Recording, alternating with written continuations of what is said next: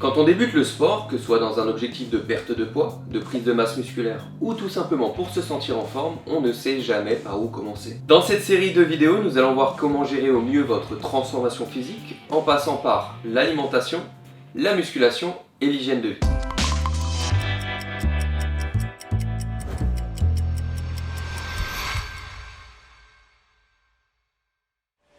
Dans cette première vidéo, nous allons voir comment gérer au mieux vos entraînements de musculation pour que vous puissiez obtenir les résultats escomptés. La première étape, c'est de définir votre nombre de séances par semaine. En effet, il est très important d'être sûr du nombre de séances par semaine que l'on peut faire, car la régularité, c'est la clé de la progression. L'idéal lorsque l'on débute, c'est de faire entre 2 et 4 séances par semaine. Pour progresser, c'est vraiment top, privilégiez entre 3 et 4 si vous pouvez. Une séance par semaine, si vous n'avez pas le choix, faites-le, c'est toujours mieux que rien, mais vous vous doutez bien que ce n'est pas optimal pour progresser. Au niveau du temps à allouer à votre séance, faites entre 30 minutes et 1h15, ça suffit largement. Évidemment qu'au fur et à mesure des mois et de votre progression, pour continuer à progresser, vous allez pouvoir augmenter l'intensité, augmenter le nombre de séances par semaine, et pourquoi pas, si vous étiez à 4 séances par semaine, passer à 5 séances par semaine, si vous étiez à 3 séances par semaine, passer à 4, etc. etc. Une transformation physique, ce n'est pas un sprint, mais un marathon. Si une semaine vous êtes super motivé, vous faites 4 séances, la semaine d'après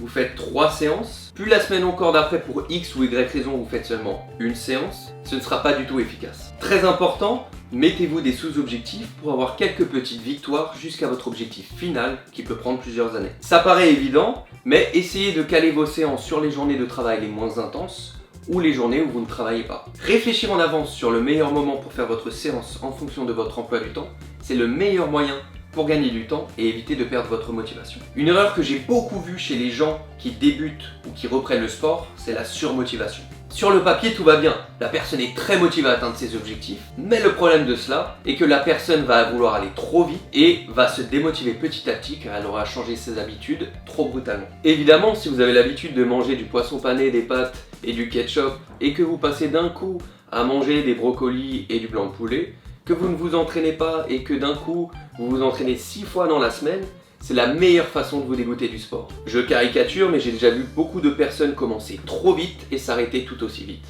Pour le contenu de votre séance.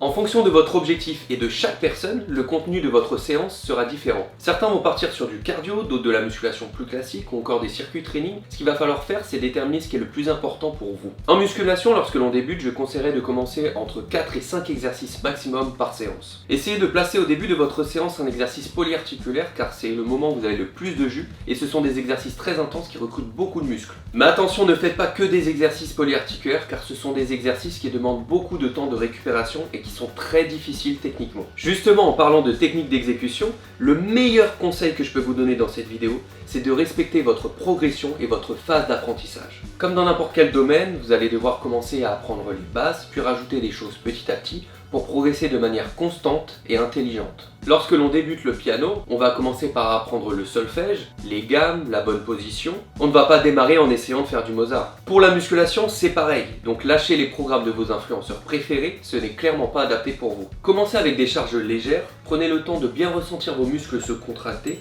essayez d'avoir la meilleure technique d'exécution possible, puis au fur et à mesure des semaines et des mois, vous pourrez commencer à augmenter l'intensité et les charges en essayant de suivre votre progression et en écoutant votre corps et non votre ego.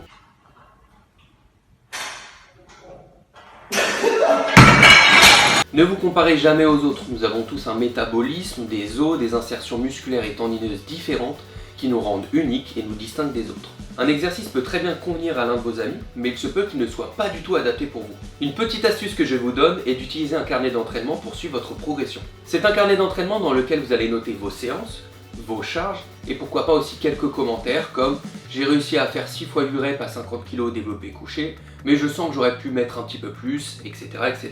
Cela va vous permettre d'évaluer votre progression et ça va vous permettre surtout aussi de savoir combien de poids vous avez mis la semaine d'avant. C'est quand même beaucoup plus simple, ça vous évite de vous embrouiller et ça vous permet de mieux progresser. Après, je parle de carnet d'entraînement, mais si ça vous gonfle d'utiliser un stylo et un carnet, vous pouvez tout simplement utiliser votre téléphone. Ce que j'aime avec les carnets d'entraînement, c'est qu'au fur et à mesure des mois et des années, si vous continuez de l'utiliser, vous allez pouvoir voir tout simplement votre progression.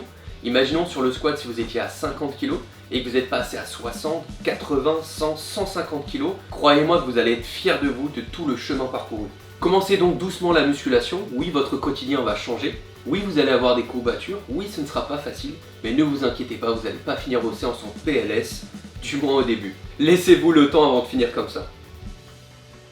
Je ne suis pas rentré dans les détails des exercices et des méthodes car ce sera l'objet de futures vidéos, mais je vous ai donné les clés pour démarrer votre entraînement et essayer de garder le rythme dans votre quotidien. Je suis le fondateur de QB Coaching et j'accompagne depuis plusieurs années des personnes dans leur objectif de transformation physique. Si vous débutez et que vous voulez avoir un programme d'entraînement et nutritionnel spécialement conçu pour vous et pour vos besoins, que vous voulez un coach motivant qui puisse répondre à vos questions, alors n'hésitez pas, ce sera un réel plaisir de vous aider dans votre objectif.